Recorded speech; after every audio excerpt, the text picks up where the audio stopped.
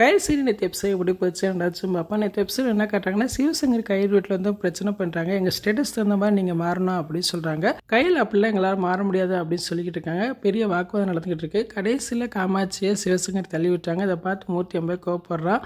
ஓங்கி பலர்னு சிவசங்கரை அடிச்சிடறா. அண்ணன் எலி உள்ளே வந்துடுறாரு. எலி சொல்கிறாரு, இப்போ உங்கள் அண்ணன் எங்கள் அம்மா காலில் விழுந்து மன்னிப்பு கேட்கணும், இல்லைன்னா அவன் மேலே நாங்கள் கை வைக்க வேண்டியதாக இருக்கும் அப்படின்னு எலி சொல்கிறாரு. இதை கேட்டோன்னு கையில் அதிர்ச்சி வராங்க. நீ மூர்த்தி மேலே கை வச்சேன்னா எனக்கு கோவம் வர அப்படின்னு கையில் சொல்கிறாங்க. உடனே எலியில் ஒரு வார்த்தையை விட்டுறாரு.